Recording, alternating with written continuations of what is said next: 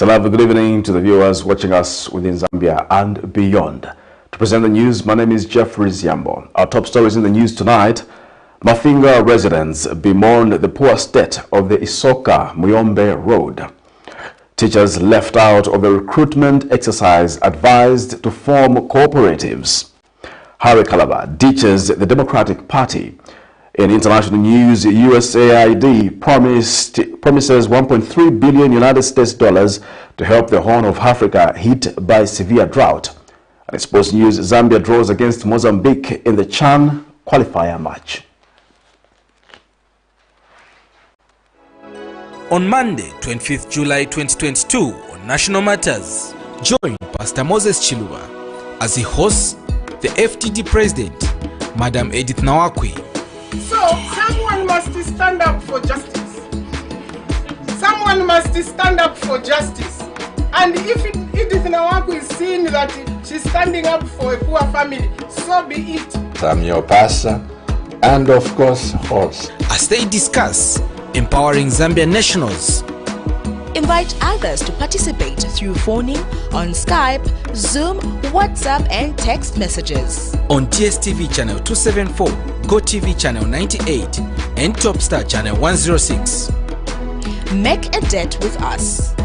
Camnet TV, not just another channel.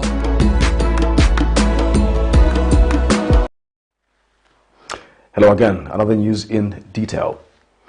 Democratic Party President KALABA has resigned from his position as party president of the DP, citing lengthy court procedures in resolving the wrangles with the Judith Kabemba-led DP faction. Addressing the media at his residence Sunday, Mr. KALABA says he will form a new political party, which he will launch soon, stating that the fight for the country's economic liberation continues. Meanwhile, DP office bearer Judith Kabemba has told Camnet News in an interview that the resignation of Mr. KALABA is long overdue, stating that he was destined to lose the court proceedings. More in this report. What do you want to do? So do what you want. Who are you? Hey, keep quiet. You are not my class. Keep quiet. Keep quiet. So, wrangles have characterized the Democratic Party DP, which came third position in the 2021 general elections, as DP President KALABA was accused by office bearers of the party of misappropriating party funds and trying to incorporate members of the former ruling Patriotic Front PF shortly after the general elections. DP office bearers Judith Kabemba and Justin Konge announced the expulsion of Mr. KALABA on 19th October 2021, which has led to months of wrangles between the two groups. Mr. KALABA was then dragged to court by the Judith Kabemba-led group, who were accusing him of overstepping his bounds, stating that he was only engaged as president for the purposes of the 2021 general elections. After a long fight, Mr. KALABA has announced his resignation Sunday, 24th July 2022 during a press briefing, stating that he will soon launch his own political party. I have made a decision to resign my position as president of the Democratic Party, and indeed from the Democratic Party itself. A party that I have over the past 5 years helped to build, having lifted it from a dormant state to participating in the 2021 general elections and fielding candidates across all the 10 provinces. Subsequent to my resignation from the DP, we are now proceeding to lodge in an application for the formation of another political party. And I'll do it myself. I'm not going to use surrogates this time. I'll do it myself, so that they don't say, no, you're sent. I will do it myself. As you may be aware, this decision has been necessitated by the delay in the disposal of the ongoing case in the courts of law. While I'm optimistic about the future of our judiciary, I am concerned by the manner in which our case has been handled. And for this reason, I've decided to step out and start the task of preparing to participate in the 2026 general election. He has also touched on many issues, among them the need for the current administration to form policies that will lift the poor out of poverty. Meanwhile, DP office bearer Judith Kabemba has reacted to the resignation of Mr. Kalaba. You remember very well that when President Edgar Lungu wanted to fire Mr. Kalaba, he pulled the first one whilst in France on duty and told the nation that he had resigned. Which minister resigns on Facebook? So, typical of him, even now he wanted to pull a first one, but thank God, just thank God that now he has been exposed, because I think 2 days ago we told the nation that he was going to resign because he knew that everything remaining equal, ceteris paribus, there was no way he could have won the court case. It was clear. We expect him to surrender every single property, party property, in his possession, because failure to do that will open another Pandora box. So let Mr. Kalaba surrender, including mobs. We want them. They are a party property. She adds that the party is bigger than an individual, stating that all those who hope to see the party fail will soon eat their own words. Zipporah Mshala, Camnet News, Lusaka. Residents of MAFINGA constituency in Muchinga province have lamented over the poor state of the ISOKA-MUYOMBE road. In an interview with Camnet News, a resident, Simon Kaira, says the road becomes worse during the rainy season, thereby limiting economic activities in the area. The residents have since called on the area member of parliament, Robert Chavinga, to lobby for a good road from the government. Meanwhile, Patriotic Front MAFINGA constituency member of parliament, Robert Chavinga, says he has engaged the government through the Ministry of Infrastructure Development, who has agreed to finance the construction of the road in the 2023 national budget. More in the following report. It is undisputable that a good road network is a catalyst to the development of any community and overall to the national development. But for these residents of MAFINGA constituency of Muchinga province, the story is far from reality, as they have to endure the consequences of having a bad road. So my parents live here. So I came here last week to visit them. But I have suffered a lot in terms of the road. The road is really bad. So I have fallen almost several times just on the same road. So I am appealing to the government and to all the well-wishers who can come on board and help us. Road is but over there road. And then to boyanga tingi road to but road until today road yoyanga.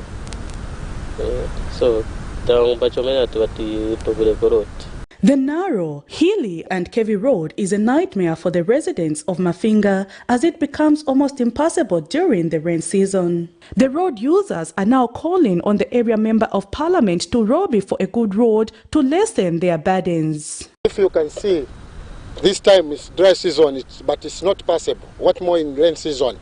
It's totally cut off. And there's a lot of people staying here. We work under medical stores, we supply medicine. We are having a lot of challenges, especially because we are doing in last mile. So it's really bad. Meanwhile, MAFINGA constituency member of parliament Robert Chavinga has called on the residents to exercise patience as the road is being considered for an upgrade in the 2023 national budget. Speaking during the tour of his constituency, Mr. Chavinga has assured the resident that his engagement with the government have yielded positive results, with the Ministry of Infrastructure and Housing promising to include it in the 2023 budget. It's unfortunate that this road was not captured in this year's budget, and therefore I want to urge our people and the people of MAFINGA that we need to do a little bit of patience, because this is what I've been engaging. I've engaged the Ministry of Infrastructure, RDA. They have really assured that this road in the 2022-2023 budget, this road will be put in place. So I think I just want to appeal, as your member of parliament, the people of MAFINGA, I'm not sleeping idle. We need to work on this road. It gives me sleepless nights. I've moved in this road during rainy season.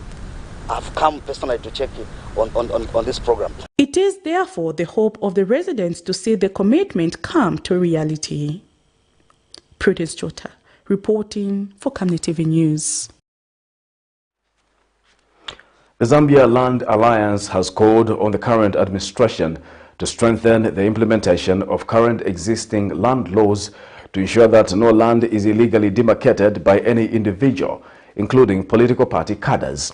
Alliance Executive Director Patrick Musole has told Camnet News in an interview that the state of land allocation in Zambia is a sorry sight, adding that it is filled with problems such as illegal land allocations, land encroachment, and unending reports of colliding title deeds. Mr. Musole has called on investigative wings to take an interest in investigating individuals at the Ministry of Lands and Natural Resources to bring to book those supporting illegalities. More in this report. Acquiring land in Zambia is not an easy task, as one has to push past problems like land encroachment and colliding title deeds. Those who have been unfortunate enough have had their structures such as houses demolished on the basis of the land having been allocated illegally. Title deed sindiye yapa landi pajawe landi nachokera kwinangu ndemwana tinaendera na masurveyors paka kuendo ofika kuja kwa minetina kwa nienzo bapasa location kulandi tinaendo pesa tinifusanga tinaendo almost 7 kilometers kwendo ofika pa mini pali land kupeza tilandi tinajumpa ma mountain ya 3 ela mulandi yenze pansi muchimugodi muli vimugodi vakuti nangu vakupasa chati nakupasa ko chabo zingalapo fulisunga vomeli. The Zambia Land Alliance has therefore noted the need for a strong legal framework on land to support existing land policies if to bring sanity in land allocation in the country. Zambia Land Alliance Executive Director Mr. Patrick Musole was speaking to Camnet News. I think the issue of multiple title deeds on the same land has a number of reasons. One of them is the unconsolidated land management information system, where you have some information on hard copy files, some information in digital format. And I'm glad that the law has already been amended to take care of digitalization of all land information. So once all land information has been digitized, there is no way you can issue 2 titles on the same piece of land. Because the moment you issue the GPS, the system will tell you, no, there is already an existing title here.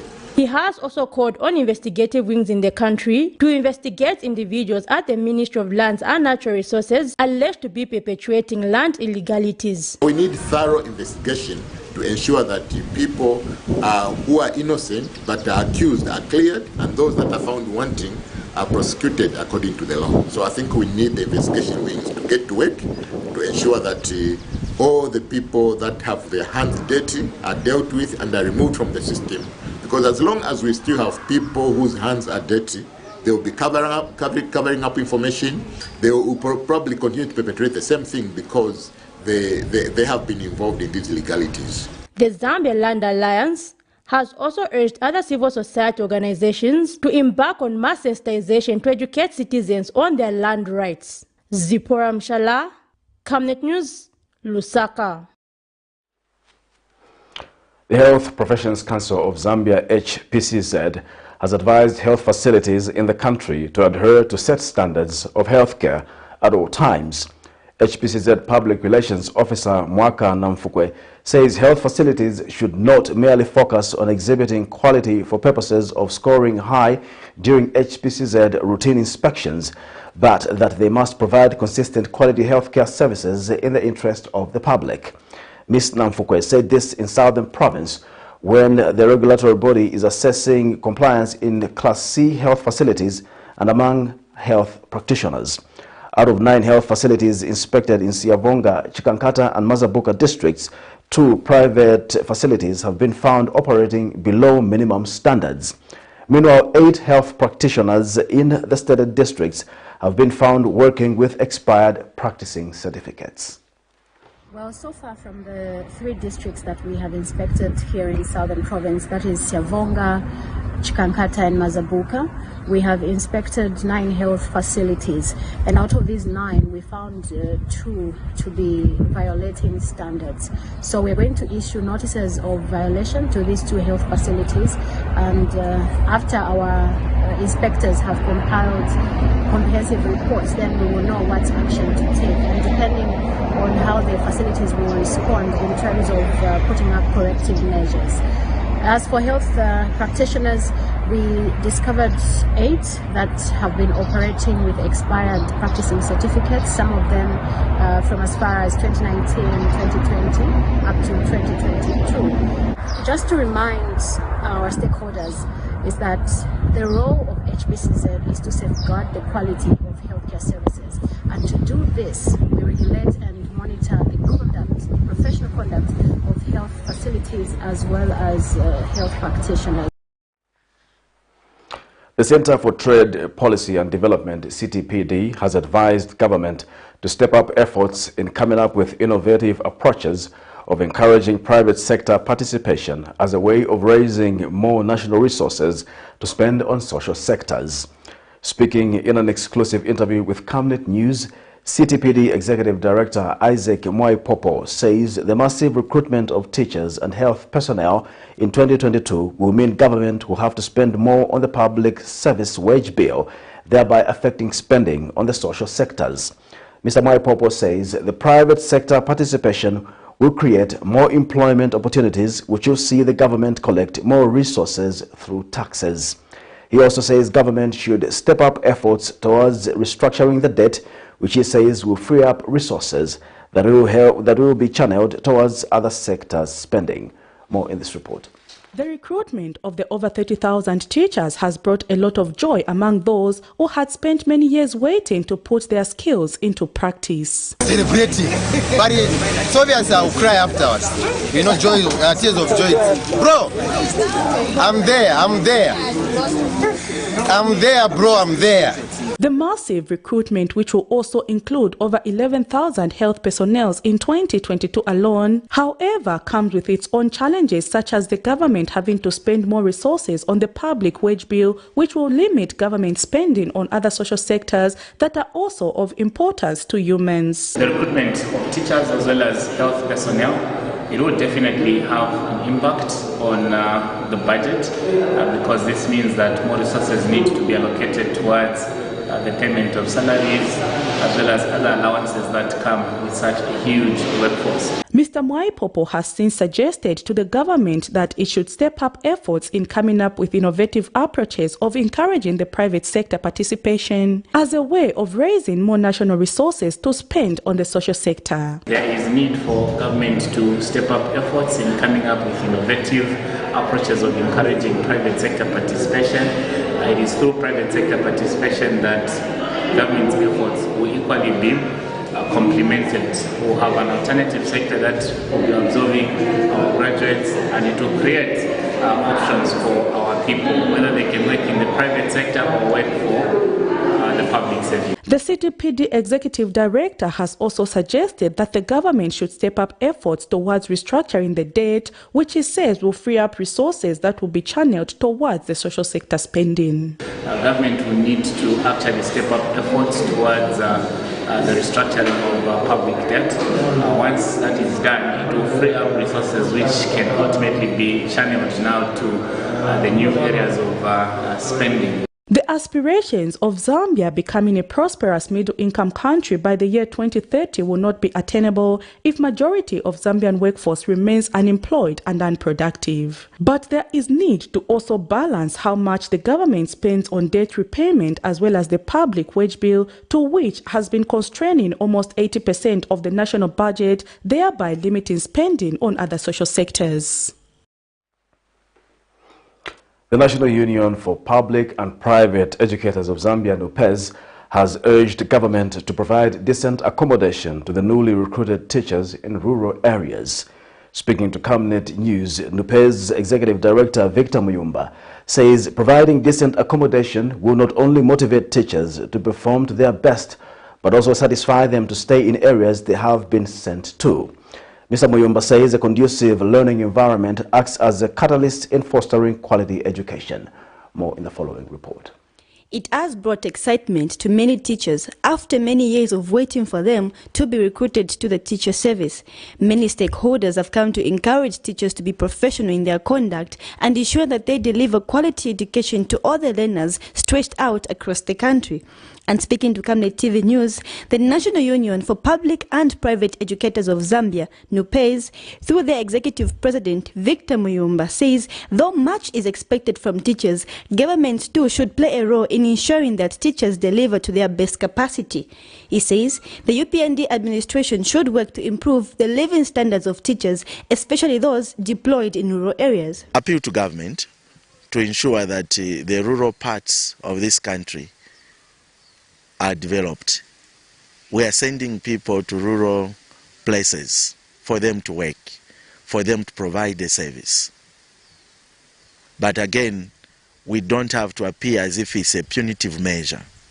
A punitive measure because if they get there and find that there is no water, they find that there are no roads, they find that there is no accommodation, in fact decent accommodation, then it means we are even compromising on the quality of service provision. He says fostering quality education is a comprehensive matter which need all factors to be equally at play. The religious leaders should ensure that the lot of our people is bettered, especially by providing the services we have talked about. We need to keep people there. We need to develop those areas, because the child in that rural area is no less than the child in town. So the same education that their counterparts are getting here in town is the same education that they are supposed to get as well. Mr. Chanika reporting for Camnet TV News in Lusaka. An entrepreneurship advocate has urged teachers and health personnel that have been left out in the 2022 recruitments to find alternative sources of income by forming cooperatives. Actor Maunga says there is need for unemployed personnel to stop looking at the civil service as the only means of livelihood, stating that other countries have developed by citizens diversifying in economic activities. He notes that while government has promised jobs seekers in the civil service future opportunities, not everyone will be incorporated as the unemployed population keeps on rising. Meanwhile, United Party for National Development, UPND Deputy Secretary General Gertrude Imenda, says the mass employment of teachers and the pending recruitment of over 11,000 health personnel shows that the current administration is committed to fulfilling its campaign promises. When we said we're going to recruit 30,000 teachers, they said, where is he going to get the money, and so on and so on. They're surprised, they're shocked. And you know, the country is very appreciative of this thing. We've seen videos, we've listened to voice messages and things like that. People are very happy, they are very excited, right? Because it has happened. So, even the doubting Thomases, those who are saying for 11,000 workers, health workers, it's not going to happen. There are some ones who said in the education it was not going to happen, and it has happened. And then now, this one, why should it stop? They're saying, where shall we find resources? Well, it's there in the budget. It has been budgeted for. The money is there. I know people may have put their studies in the health sector.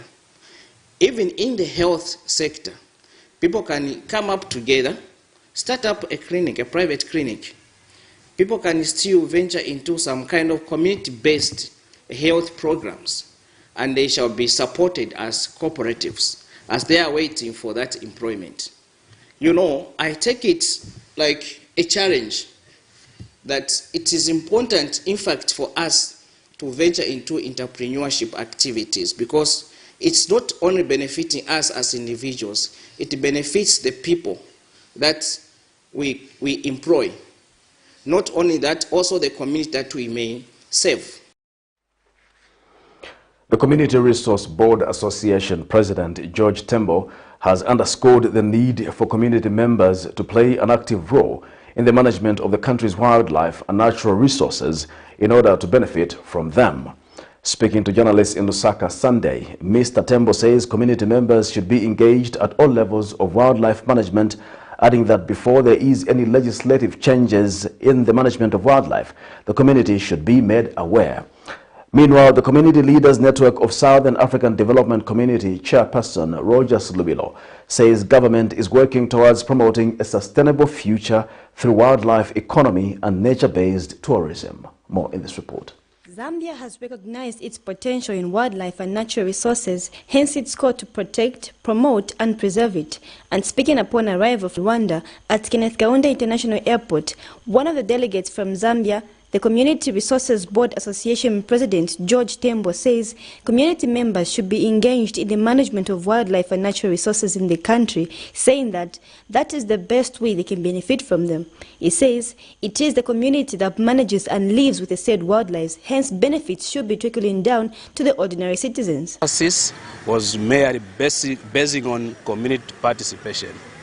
So you can see that even the global community itself is convinced that wildlife management cannot be possible if the local communities are not involved. So that is one of the most important things that you should be a take home for all of us as a country and also as a continent, Africa. Because without the local communities, governments, private sector, they may not be able to sustain and to make this wildlife be in existence. That is because us as communities, we've been with wildlife since time immemorial. We coexist with wildlife. And commenting on the same matter, the Community Leadership Network of Southern African Developing Community, SADC Chairperson Roger Slubilo, says government has recognized the rights of rural community members in the management and protection of wildlife. Solution of this Congress, where one, it recognizes the rights of rural communities that live with these resources. It also recognizes the importance for collective financing, protection of national parks and other conservation areas. I think it came out as a success because for the first time we are going to have what we call Pan-African Conservation Fund that will be used to support financing mechanism for the national parks and conservation in general. Meanwhile, the community-based natural resource management project and communications manager has urged youth to participate in the management of wildlife. He says government should ensure that the finances collected from such schemes should be split to help support the youths. Youth, because decisions of development should start with youth. Youth should be part and parcel of the decisions that are being made because we are the future. When we talk about conservation in Zambia, in Africa, we can't talk about conservation without including the youth. You know that finances should be split also to try and support youth activities. And the Community Resources Board Eastern Province Regional Coordinator has added his voice. That are direct on the ground have been climbing all along. The issue of animal-human conflicts was dealt with extensively. We discussed it at last, and it's up to the government to develop a fund which can go down to the community so that they benefit from the income that we're generating through wildlife animal incomes. Messi Janika reporting for Camnet TV News in Lusaka. We'll take our first commercial break. We'll be back with more news after this break. Your skin is the biggest muscle in your body. That's why we make sure that Oracle is #1 when it comes to taking care of your precious skin. Oracle Pure Petroleum Jelly and Glycerin soothes, moisturizes and keeps your skin perfect. Oracle Pure Petroleum products for that perfect skin.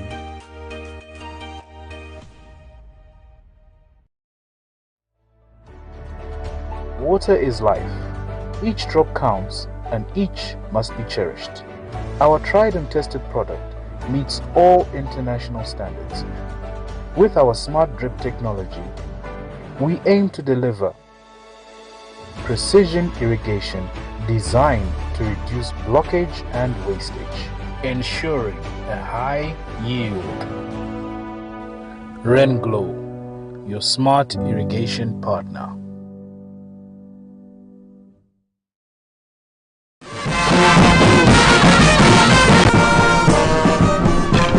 The Agriculture and Commercial Show is back, bigger and better under the theme Innovation Through Technology.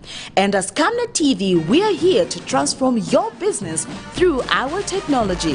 Advertise with us on discounted rates during the month of July and during the Agriculture and Commercial Show. Special price package for live stunt interviews, on-screen product placement during the coverage of the show. For more details, call the following numbers.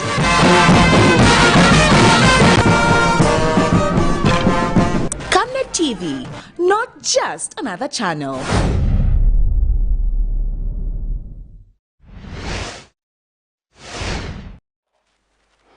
Welcome back. We'll continue with the news. Zambia National Union of Teachers Public Relations Officer Godwin Maseka has called for the restructuring of the guidance and counseling officers in schools in order to adequately deal with issues of good morals and discipline among pupils. Speaking to Camnet News, Mr. Maseka says personnel under the Counseling and Guidance Office must completely be detached from other functions to enhance the quality of guidance and counseling the learners receive. And Basic Education Teachers Union of Zambia Secretary General Henry Sinkala has bemoaned the high suicide cases among pupils and says enhancing counseling units in schools will help curb the vice. More in this report.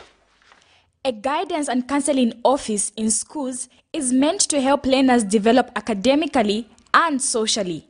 The guidance counselor is supposed to help the learners overcome social and behavioral problems through guidance and counseling lessons, in the view that learners go to school with a wide range of problems, experiences of abuse, neglect, and battle with addictions.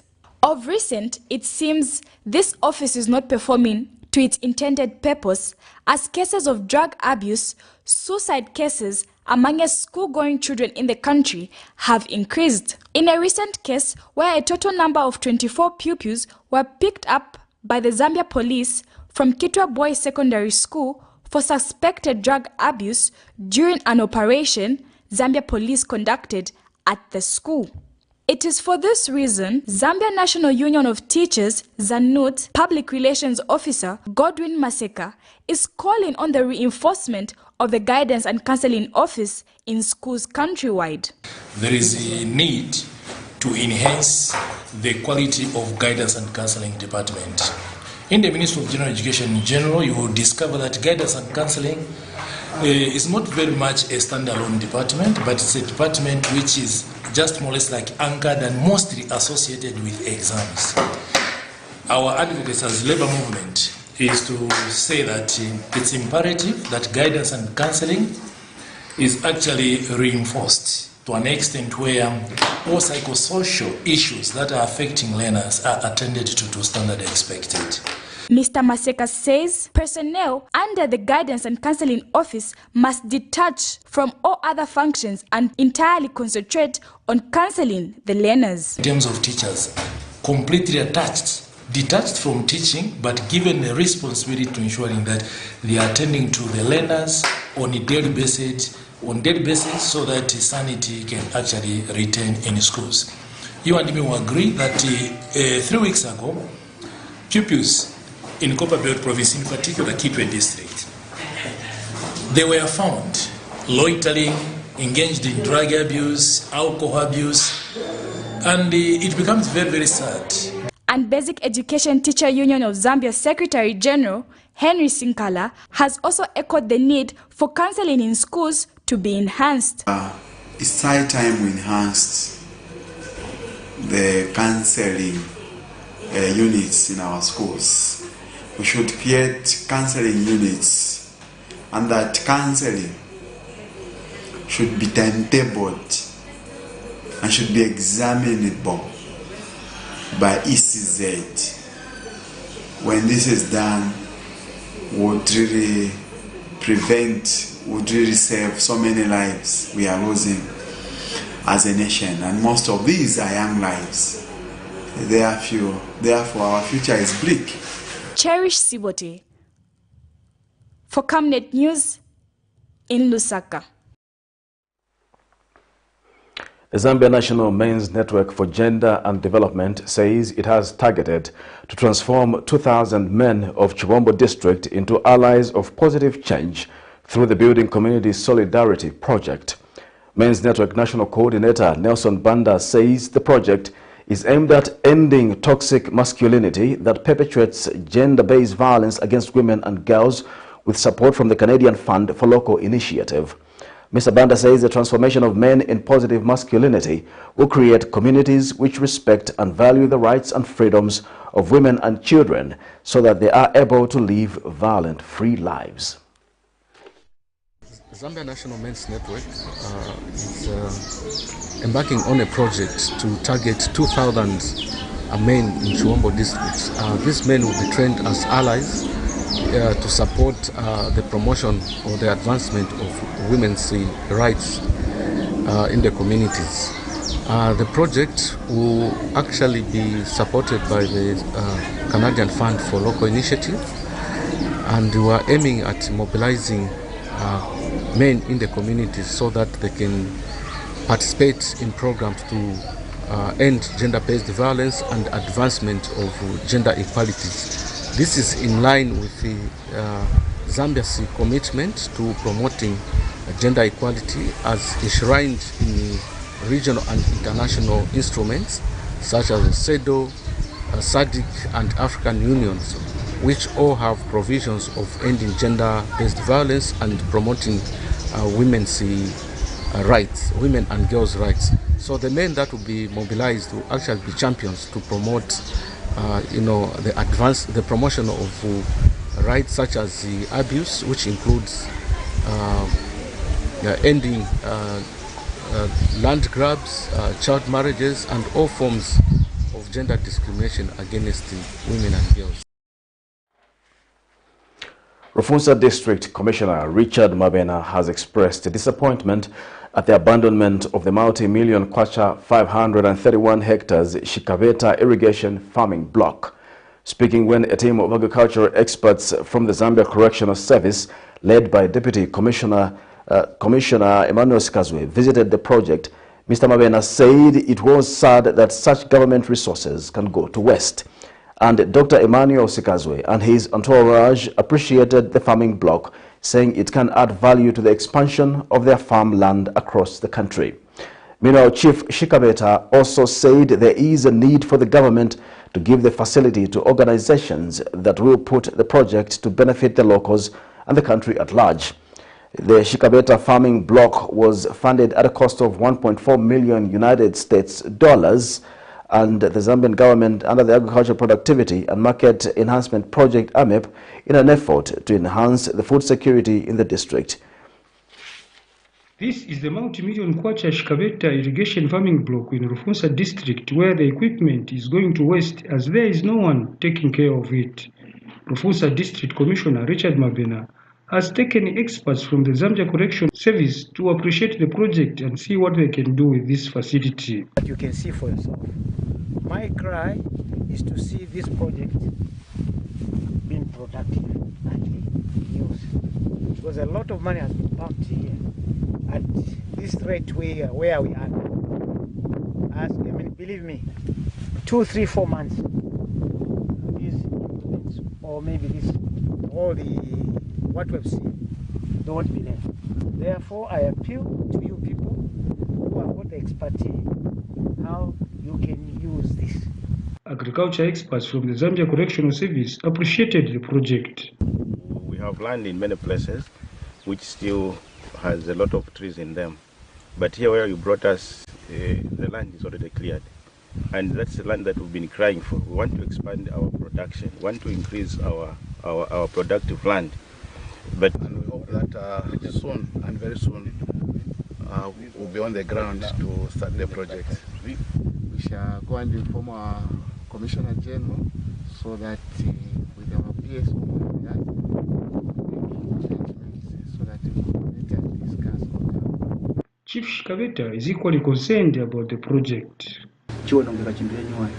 Manje muchiangana kuti boma iyesa kuti tandizire pati vintu kuti vikale nawe fuati vipeleka kumbuyo kana isemwe tili cha mchifto mwatu mu development The Shikabeta Irrigation Farming Block was funded by the African Development Bank and the Zambian government under the Agriculture Productivity and Marketing Enhancement Project (APMEP) at a cost of $1.4 million, but no activity is taking place despite the project being handed over. Reporting in Rufunsa District, I'm Msekiwa. Education authorities in Ikelenge District, Northwestern Province, are happy that majority of the teachers recruited in the 2022 teacher recruitment exercise for the district are local people. District Education Board Secretary believes the move to employ majority local people will improve teacher retention in schools hardest hit by lack of teachers. More in this report by Victor Mwila of Zanis. Everything is in place and going according to script. Appointment letters are also ready. Education authorities in Ikelenge District, Northwestern Province, are fully prepared to receive new recruited teachers Monday. Government has employed 273 teachers for the small border town. We have been given this number which we never expected. I think education delivery will now be effective. The pressure on the teachers in handling so many classes against so few teachers will be released now. Over 60% of the recruited teachers here are local people who have paid glowing tribute to government for the exercise. Even next time, if there will be teacher recruitment, let it be done in this manner, whereby it is locally done within here. Selection was done within, everything was carried out within here locally. So we are very, very happy actually. We appreciate our government. It has come to be a dream come true. And for our youths in Ikelenge District, we all appreciate for this opportunity that we've been given by the President, and everyone has been catered for this recruitment. District Education Board Secretary believes the recruitment of majority local people will improve teacher retention in schools. They are locals, they are residents here, and so I think the issue of retention will be realized this time. As teachers report Monday, Ikelenge District Education authorities expect no problems in attending to the new employees. Victor Mwila in Ikelenge, Northwestern Province. This is Camnet TV News. We'll take our second and final break. We'll be back with international and sports news. On Monday, 25th July 2022, on National Matters, join Pastor Moses Chiluba as he hosts the FTD President, Madam Edith Nawakwe. So, someone must stand up for justice. Someone must stand up for justice. And if Edith Nawakwe is seeing that she's standing up for a poor family, so be it. I'm your pastor and, of course, host. As they discuss empowering Zambian nationals. Invite others to participate through phoning, on Skype, Zoom, WhatsApp and text messages. On DSTV channel 274, GoTV channel 98 and Topstar channel 106. Make a date with us.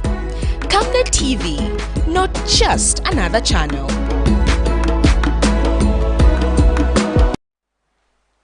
In international news, the Horn of Africa is facing its worst drought in over 40 years as a result of 18 million people in Ethiopia, Somalia and Kenya are going hungry, according to the U.S. Agency for International Development.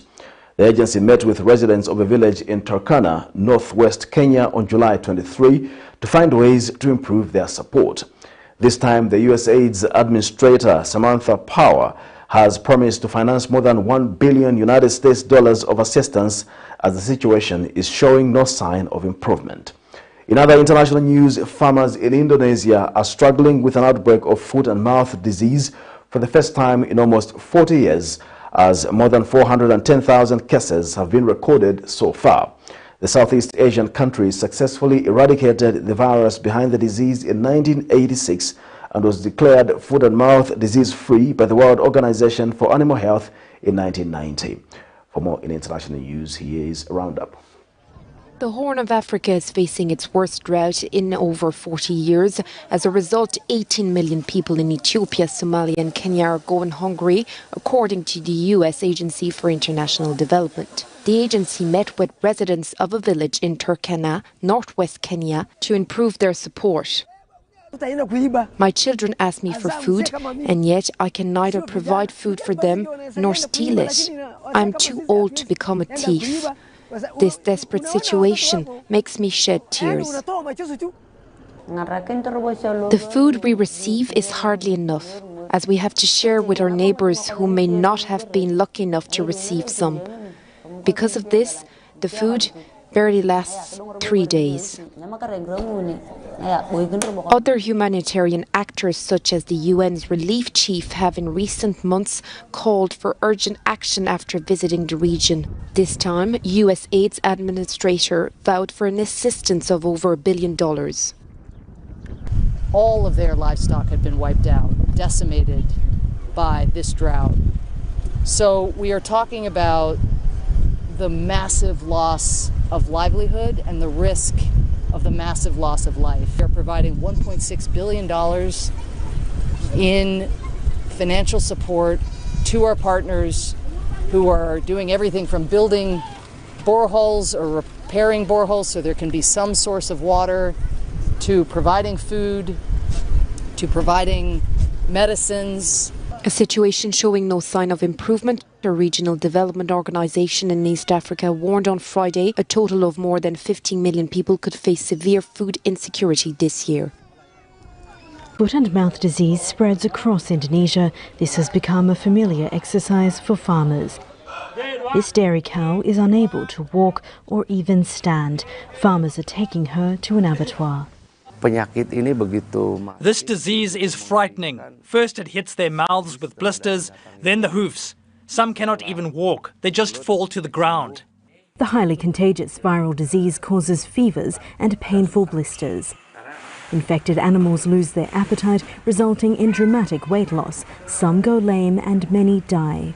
It's infectious and spread through the air. If one cow is infected in a barn, the others will also be infected soon after. Authorities are carrying out a mass vaccination campaign and vets are treating livestock with vitamins and antibiotics. All of these cows are infected with foot and mouth disease. They are dairy cattle, but their milk production has dropped by more than 70% since they became ill. These cows will likely be slaughtered in coming weeks because farmers here say they cannot afford to keep caring for them. Most of Indonesia's cattle farmers are smallholders with herds of fewer than 100 animals. These farmers in Malang, East Java, say the outbreak has pushed them into financial ruin. In my 25 years as a farmer, this is the biggest challenge I've ever faced. The government says it is trying to stop the disease from spreading both domestically and overseas. For Indonesia, especially in the tourist area like Bali, we have the biosecurity restrictions where people in and out have to be screened using the disinfectant. Neighbouring Australia is on high alert, with estimates its economy could lose more than $50 billion over 10 years if foot and mouth disease reaches its farms. Arrivals from Indonesia have to undergo additional screenings, in the hope that scenes like this won't be repeated on their shores. Jessica Washington, Al Jazeera, Bogor, West Java. We now have some sports news.